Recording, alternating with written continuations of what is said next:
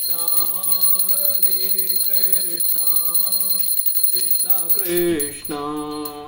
हरे हरे हरे रामा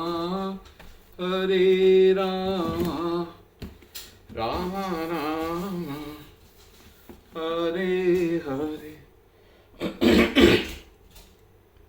गोविंद बोलो हरि गोपाल हो।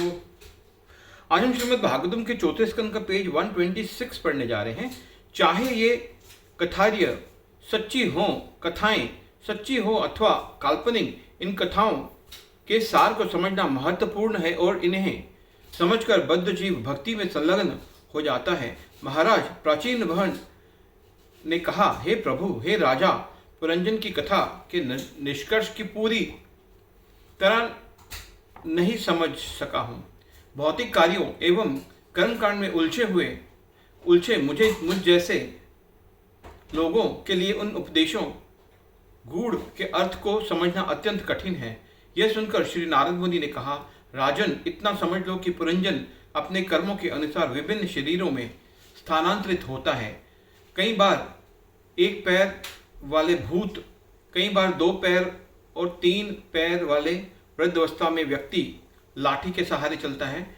4 पैर वाले, अनेक पैर वाले अथवा बिना पैर वाले रेंगने वाले जीव शरीर में जीवात्मा का वह अनजान मित्र स्वयं भगवान है। जब बद्ध जीव प्रकृति के गुणों का पूर्ण रूपेण भोग करना चाहता है, अर्थात जब वह अपनी समस्त इंद्रियों को भोगना चाहता है, तो वह मनुष्य अथवा देवता के शरीर की कामना करता है, क्योंकि इन्हीं शरीरों में समस्त इंद्रियों के लिए भोग विशेष उपलब्ध हैं।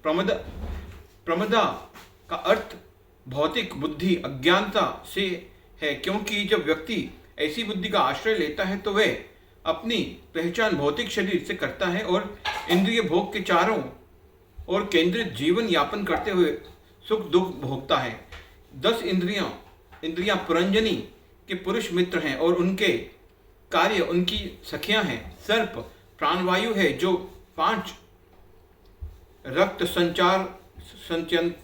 संचारंत्रों में कार्य करती है। जीवात्मा प्राणवायु के बीच में स्थित होता है जो संचारित होने के लिए 5 प्रकार के कार्य करती है। 11वां सेनापति मन समस्त इंद्रियों का प्रमुख है। जिस प्रकार कई बार बड़ी जायदाद का कार्यभार किसी प्रबंधक को सौंप दिया जाता है, उसी प्रकार बद्धावस्था में व्यक्ति अपना जीवन अपने मन के हाथों में सौंप देता है। यदि मन प्रशिक्षित है तो वह हमारा मित्र है, अन्यथा शत्रु है। यदि स्वामी को अपनी जायदाद के लिए अच्छा प्रबंधक मिल जाता है तो उसकी जायदाद फलती फूलती है, परंतु यदि प्रबंधक ही चोर है तो सब कुछ नष्ट हो जाता है। और पांचाल राज्य में वे वातावरण है जिसमें 5 विषय वस्तुओं का भोग किया जाता है। पांचाल राज्य में ही 9 द्वारों वाला शरीर रूपी नगरी है। नारद मुनि का राजा प्राचीन बहिर को विस्तार पूर्वक समझाया कि किस प्रकार जीवात्मा 9 द्वारों से गुजरता हुआ ब्राह्म्य भौतिक जगत का भोग करने का प्रयास करता है और किस प्रकार जीवात्मा की इस बद्ध अवस्था की तुलना एक रथ से की गई है। तब नारद मुनि ने समझाया कि किस प्रकार मृत्यु को बहन काल कन्या जो वृद्धावस्था को दर्शाती है, जीवात्मा के अंतिम समय में अपने सैनिकों सहित उस पर आक्रमण करती है और उसके शरीर एवं मन का अनेक प्रकार से व्यथित छोड़ देती है।